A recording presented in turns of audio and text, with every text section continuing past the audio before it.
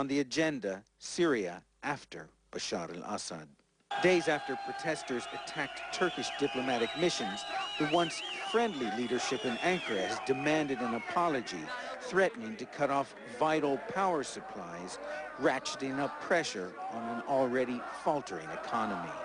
Russia, an old Syrian friend, has held talks with opposition leaders in Moscow. A year ago, French officials welcomed Bashar al-Assad to Paris. Wednesday, France announced it will recall its ambassador to Damascus and shutter its consulates in Aleppo and Latakia. Syria now has 3 more days to stop itself from plunging headlong into a cold and uncertain winter of isolation. Now, Meanwhile, there are signs that Syria may be edging closer to civil war. Military defectors struck an intelligence base near Damascus on Wednesday. The Free Syria Army is warning the regime that it can strike anytime, any place. We have more on this group of fighters in this report. These 7 military officers are believed to be original members of the Free Syrian Army, announcing their defection in a video posted on YouTube in July. Now in exile in Turkey, the group's leaders say they're directing a guerrilla war effort against the Assad regime.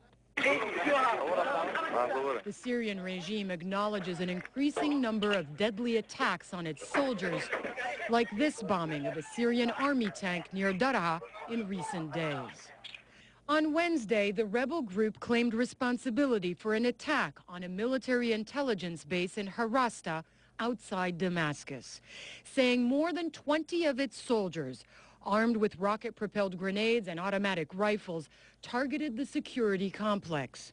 The group also claims to have carried out recent operations in a number of cities, including Hama, Homs, Daraa, and Idlib.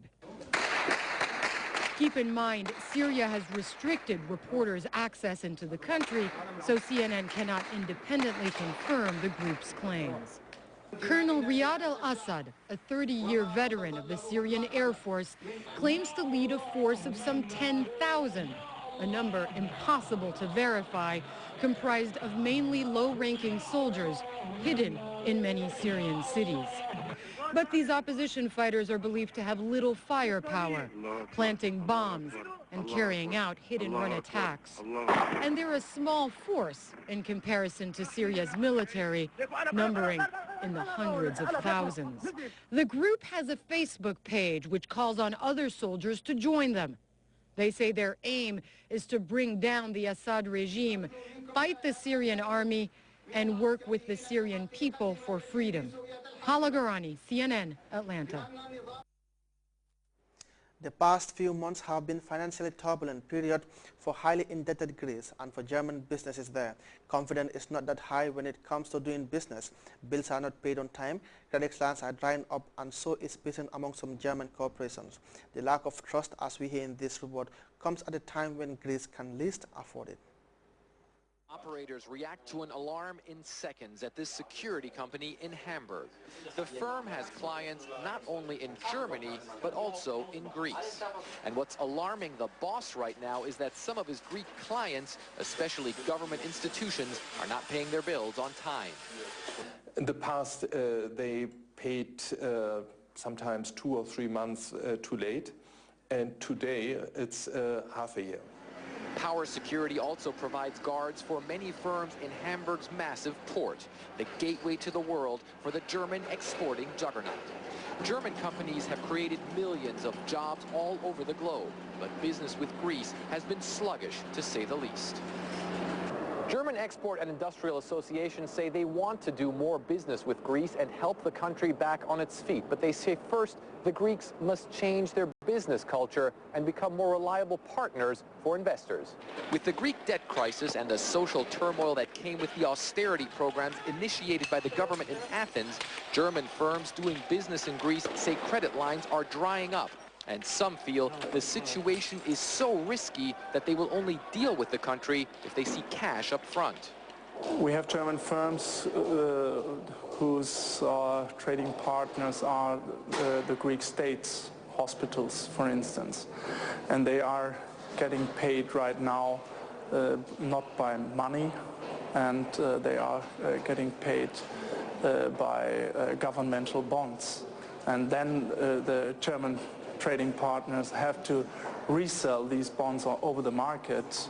And selling Greek debt bonds is no easy task these days, but experts agree Greece needs massive foreign investment from countries like Germany to overcome the crisis.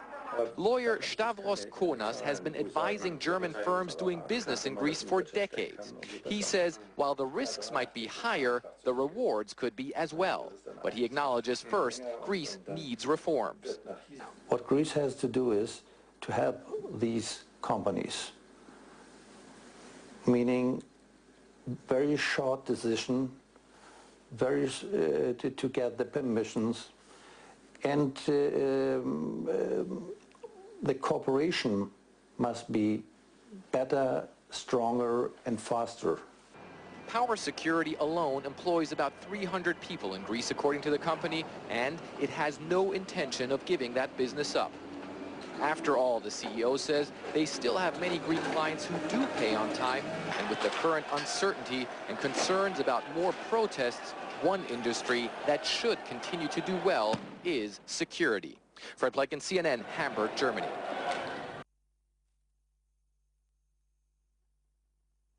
And over now to sports. The views of the president of the World Football Governing Body, Sepp Blatter, on racism on the pitch has proved to be hugely controversial.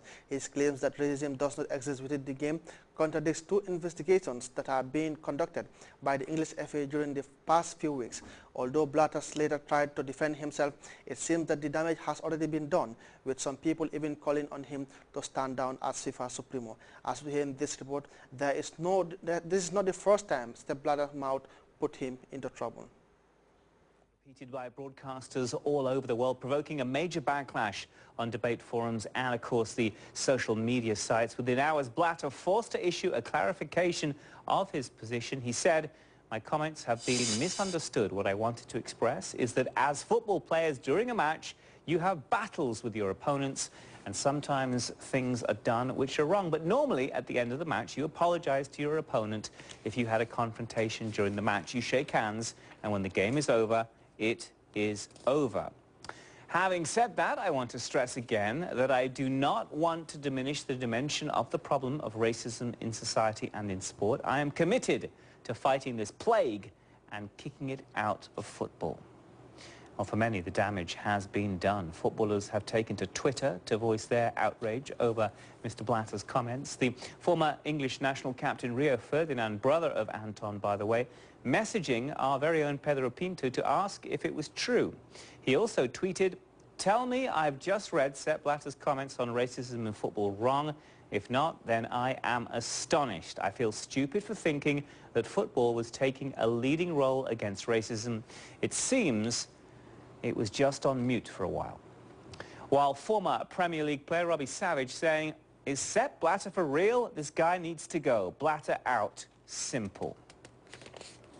So just to recap, within the last month or so, two alleged incidents of racial abuse have occurred within the English Premier. The FA revealing its position on Suarez Wednesday. They and the police have yet to rule in their investigation of John Terry, who is accused of insulting Anton Ferdinand. Meantime, here's the view of the league's chief executive. The idea that racism exists in the world. Racism certainly still exists in football, albeit reduced, albeit there are still issues. Of course there are, and we're not complacent about that. But I think it's a bit of a stretch to say it doesn't exist, because it does. The English game has led and has been at the forefront of reducing incidents of racist behaviour. It's totally unacceptable. Everybody in the game in England understands it's totally unacceptable, and therefore, as I say, we have that reputation. As far as I'm aware, that reputation is still intact until proven otherwise. But of course, we will, the game will deal with whatever is thrown against it. But it's just there is no place for it in football, and let alone in England. And we would, we will continue to strive to eradicate it. Well, it's not the first time that Sepp Blatter's mouth has got him into trouble in the past. In December last year, he was forced to apologise after suggesting that gay fans should have no sexual activity during the 2022 World Cup in Qatar, where homosexuality is illegal. And earlier that year, after John Terry had been stripped of the English national captaincy over an alleged affair, Sepp Blatter joked that